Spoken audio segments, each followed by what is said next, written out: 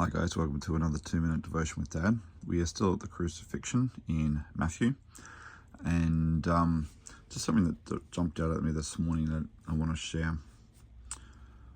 So Jesus, we've had Simon carry the cross, and now they're about to crucify him, and the soldiers gave Jesus wine mixed with bitter gall, but when he had tasted it, he refused to drink it. And also it was recorded also in Mark, I believe, the second one. Where is it? Here. They offered him wine drugged with myrrh, but he refused it. So in the study notes in my Bible, probably intended for ridicule, but it was also a sedative. Jesus probably rejected it in order to suffer fully for our sins.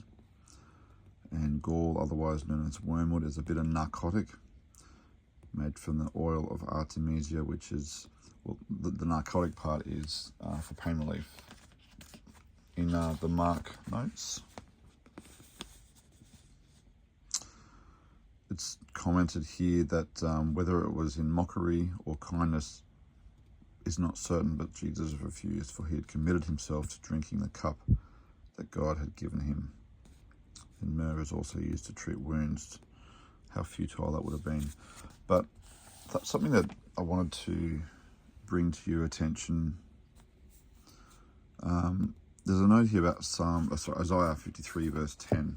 So let's just go back and have a look at that one again. Just revisit this chapter, because it's really something that just is really significant here, I think. It was the Lord's good plan to crush him and cause him grief.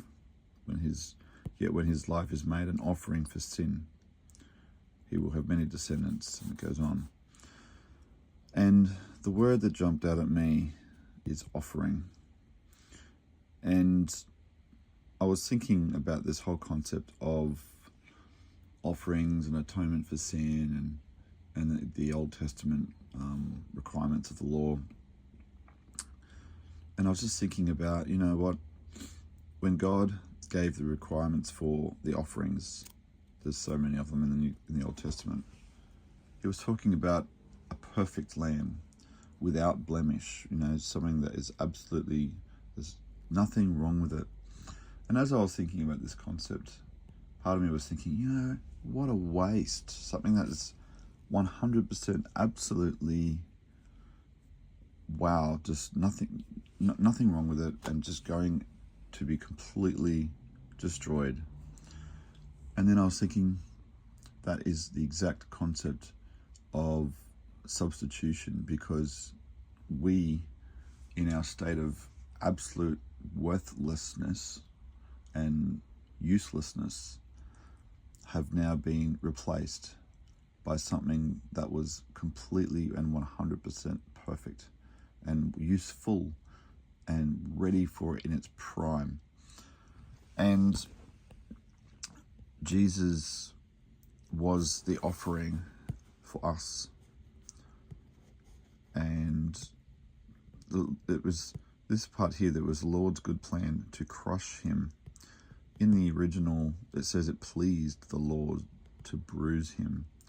Now, it means he was deeply satisfied. Like, he took delight. Other verses that have that word, it basically is saying someone delighted in something. He was completely 100% happy with this, right, really happy.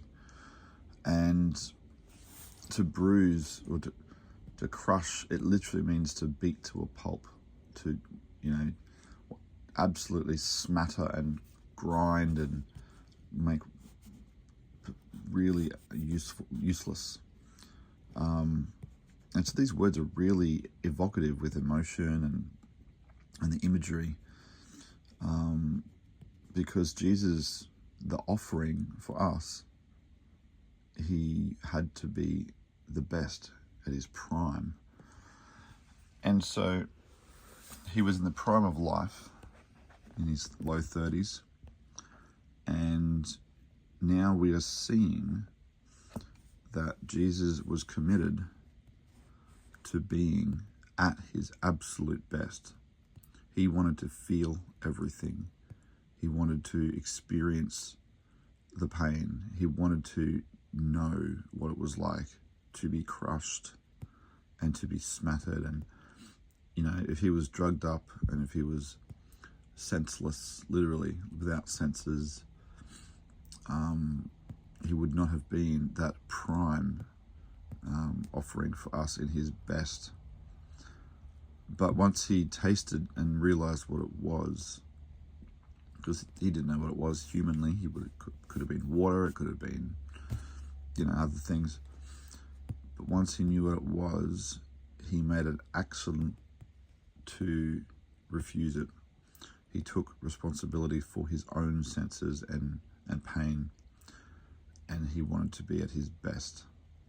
And that's really, let's just take a few moments and let that sink in, and just think about how many times, you know, we might have, you know, as soon as we get a headache, we pop a couple of pills to take away the pain, or, you know, we try to take the easy route to somewhere, or we try to skip, I don't know, take shortcuts, or, you know, just to do our job, or, you know, to get something that we don't want to do done. You know, we'll avoid talking to someone, or there's a billion different examples that we could apply here, where we've gone out of our way to reduce pain, reduce suffering, reduce anxiety or awkwardness or conflict.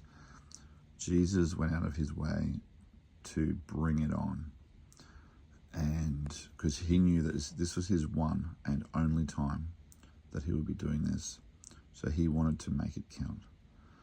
And I could talk forever about this, but just, even if you pause now or just after this video, just think about that. What Jesus made a point of going through for us to be the best offering that he could be for us, and really make it count in a time that mattered everything for you and me. And the challenge for me today is to be my best for Jesus now. He died for me, he took my place. And now my job, my privilege is to now live my best life for him as a living sacrifice, like it talks about in the gospel, the epistles, and go out of my way. I don't have to suffer, and, you know, there's all these whacked out, you know, what do you call it? I can't think of the word now.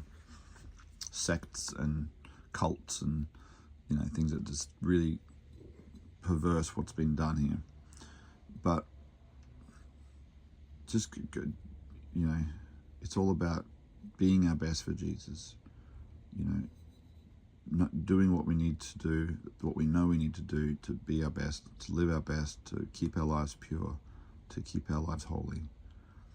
And even if it means awkwardness or pain or suffering, it doesn't mean we can't take drugs for headaches and all that kind of rubbish. What I'm trying to say is we need to not avoid topics or issues in our lives that we need to fix up or clean up or address. We need to get our lives right for him as a living sacrifice, because he literally was a dying one for us, and he did everything he could to live and feel it while he was dying. Wow. Yeah, so it's a bit of a, I mean, this is the absolute, essentially middle ground of everything now. It only goes the other way from here. We are on the, once Jesus died, it's only forwards from here, you know. This is the middle point. This is the crux, literally. We get the word crux, I think, from crucify. You know, excruciating pain comes from crucifixion. This is the moment. We just need to take a moment and just really reflect here. Jesus died for us. Let's give him praise. Let's give him thanks. And do it yourself with him. Like, just take that time. Bless you guys. Have a great day. And I'll see you at the next one. Bye.